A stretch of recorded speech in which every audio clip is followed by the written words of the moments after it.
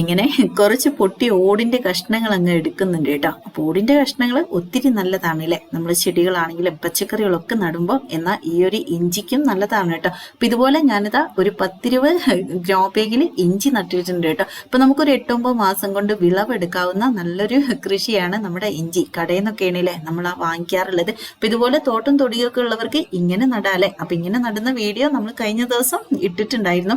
Simple ആയിട്ട് ചെയ്യാം. ഇനി അതല്ലെങ്കിൽ ഗ്രോ ബാഗിലെ ചട്ടിയില് ചാക്കിലൊക്കെ നമുക്ക് ഇഞ്ചി നടാല്ലേ. അപ്പൊ ഇത് നമ്മുടെ ചട്ടിയിൽ നട്ടിട്ടുള്ള ഇഞ്ചിയാണ് കേട്ടോ. കുഞ്ഞൊരു കഷ്ണം കടയിൽ നിന്ന് വാങ്ങിച്ചൊരു ഇഞ്ചി കഷ്ണമാണ് നട്ടത്. കണ്ടോ, നല്ലൊരു റിസൾട്ടാണ് കിട്ടിയിട്ടുള്ളത്. അപ്പൊ ഇതുപോലെ നിങ്ങൾക്കും വീട്ടിൽ ചെറിയൊരു ശ്രദ്ധ കൊടുത്തിട്ടുണ്ടെങ്കിൽ വലിയ പരിപാലനമൊന്നും ചെയ്യേണ്ട, ഇഞ്ചി ഇതുപോലൊന്ന് നട്ട് വെക്കാട്ടോ. അപ്പൊ അതിന് വേണ്ടിയിട്ട് ഞാനിതാ കുറച്ച് ഓടിന്റെ കഷ്ണങ്ങൾ എടുക്കുന്നുണ്ട് കേട്ടോ. അപ്പൊ ഇതുപോലെ പൊട്ടിയ കുറച്ച് ഓടിന്റെ കഷ്ണങ്ങൾ എടുക്കുന്നുണ്ട്. അപ്പൊ ആദ്യമായിട്ടാണ് വീഡിയോ കാണുന്നെങ്കിൽ നമ്മുടെ ചാനൽ ഒന്ന് സബ്സ്ക്രൈബ് ചെയ്യാനും ബെല്ലൈക്കൺ ഒന്ന് പ്രസ് ചെയ്ത് ഓൾ ഒന്ന് സെലക്ട് ചെയ്യാനും വീഡിയോ ലൈക്ക് അടിച്ച് കാണാനും മറക്കരുത് കേട്ടോ. അപ്പൊ ഇതാ ഇതേപോലെ 10 ഇഞ്ചിന്റെ ഒരു ഗ്രോ ബാഗ് ആണ് എടുക്കുന്നത്. അപ്പൊ കുറച്ചും കൂടി വലിയ ഗ്രോ ബാഗ് എടുക്കുകയാണെങ്കിൽ നല്ലതാണ് കേട്ടോ. അപ്പൊ ഇതിനൊരു 10 രൂപയാണ്. അപ്പൊ വലിയ 20-18 രൂപേന്റെ ഒക്കെ ഗ്രോ ബാഗ് ഉണ്ട്. അതാണെങ്കിലും ഇഞ്ചി കൃഷിക്ക് നല്ലതാണ്. ഇപ്പൊ 2-3 കഷ്ണമൊക്കെ നമുക്ക് നട്ട് വെക്കാം കേട്ടോ. അപ്പൊ ഇതിലേക്ക് ഞാനിതാ കുറെ ഓടിന്റെ കഷ്ണങ്ങൾ അങ്ങ് ഇട്ട് കൊടുക്കുന്നുണ്ട് കേട്ടോ. നല്ലതുപോലെ അടിവശത്ത് ഇട്ട് കൊടുക്കുന്നുണ്ട്. പിന്നെ ഗ്രോ ബാഗിന് ഹോൾ ഉണ്ടാവൂലേ, അടിവശത്ത് നമ്മൾ പ്രത്യേകിച്ച് ഹോൾ ഇട്ട് കൊടുക്കേണ്ട ആവശ്യമില്ല. ഇതുപോലെ ഗ്രോ ബാഗ് വാങ്ങിക്കുമ്പോൾ ഹോള് അതിൽ തന്നെ ഉണ്ടാവും കേട്ടോ. അപ്പൊ ഇതേപോലെ നിരത്തി നമ്മുടെ ഈ ഒരു ഓടിന്റെ കഷ്ണങ്ങൾ ഇട്ട് കൊടുക്കുക. അപ്പൊ ഓടിന്റെ കഷ്ണങ്ങൾ ഇങ്ങനെ അടിവശത്ത് ഇട്ട് കൊടുത്തിട്ടുണ്ടെങ്കിൽ ഓവറായിട്ട് വെള്ളം ഒഴിച്ചു കൊടുക്കുന്ന സമയത്ത് അത് കെട്ടി നിൽക്കാതെ അത് വാർത്തെടുക്കാനും അതേപോലെ വെള്ളം ഊർന്നു പോകാനൊക്കെ ഒരുപാട് സഹായിക്കുന്നതാണ്. അപ്പൊ കുറച്ച് കരിയില അതിന്റെ മുകളിലേക്ക് ഇട്ടു. ഇത് നമ്മുടെ ശീമക്കൊന്നേന്റെ ഇലയാണ് കേട്ടോ. ഞാനിങ്ങനെ ഒടിച്ച് തണലിലിട്ട് വെക്കും. അപ്പൊ വെയിലത്തിട്ട് വെക്കരുത്, തണലിലിട്ട് വെച്ചിട്ടുണ്ടെങ്കിൽ ഇങ്ങനെ കണ്ടോ മുരിമുരിയായിട്ട് നിൽക്കും കേട്ടോ. അപ്പൊ ഇത് കുറച്ച് ഇതിന്റെ ഇപ്പൊ കൃഷി ചെടിയാണെങ്കിലും പച്ചക്കറി ആണെങ്കിലും എന്ത് നടുകയാണെങ്കിലും കുറച്ച് ശീമക്കൊന്നേന്റെ ഇല്ലാണ്ട് വിതറി ഇട്ട് കൊടുത്ത് നോക്കും. ഒട്ടും കീടങ്ങളോ ഉറുമ്പുകളോ യാതൊരു പ്രശ്നം ഉണ്ടാവില്ല. പിന്നെ നമ്മുടെ ചാണകപ്പൊടിക്ക് പകരമാണ് കേട്ടോ നമ്മുടെ ശീമക്കൊന്നേന്റെ ഇല. നല്ലൊരു റിസൾട്ടാണ്. ഇനി അതിന്റെ മുകളിലേക്കാണ് ഞാൻ സാധാ കുറച്ച് മണ്ണാണ്. ഇപ്പൊ നമ്മൾ പ്രത്യേകിച്ച് വളമോ അതിൽ ചാണകപ്പൊടിയോ കാര്യങ്ങളൊന്നും ഈ മണ്ണിന്റെ കൂടെ ഇട്ട് കൊടുക്കുന്നില്ല.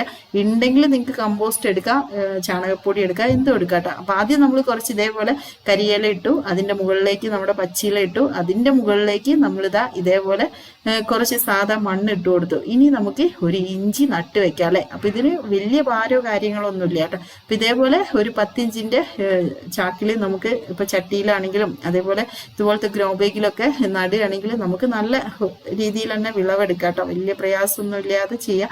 അപ്പൊ ഇത് നമ്മൾ തുണിയിൽ ഇങ്ങനെ നനച്ച് ഇഞ്ചി കഷ്ണം ഇങ്ങനെ പൊതിഞ്ഞ് വെക്കുന്നതാണ് കേട്ടോ. പേപ്പറിൽ, തുണിയിൽ, അതേപോലെ നമുക്ക് കവറിലൊക്കെ കുറച്ച് നനച്ചിട്ട് പൊതിഞ്ഞ് വെക്കുകയാണെങ്കിൽ നിറയെ മുള വരും. മുള വന്ന ഇഞ്ചി കഷ്ണം നടുകയാണെങ്കിൽ പെട്ടെന്ന് നല്ല ഉഷാറായിട്ട് ഉണ്ടാക്കിയെടുക്കാം. അപ്പൊ ഈ ഫ്ലാറ്റിലൊക്കെ താമസിക്കുന്നവർക്ക് ഇങ്ങനെയൊക്കെ ചെയ്യാവുന്നത് നല്ലതാണ് കേട്ടോ.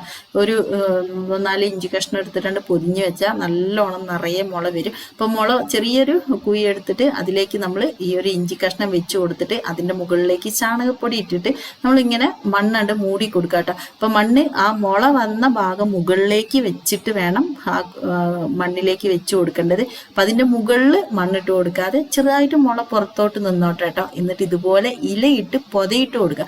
അത് നല്ലതാണ് കേട്ടോ. അത് മസ്റ്റ് ആയിട്ട് ചെയ്യേണ്ട ഒരു കാര്യമാണ്. ഇപ്പൊ വെയിലായതുകൊണ്ട് തീർച്ചയായിട്ടും ചെയ്യണം.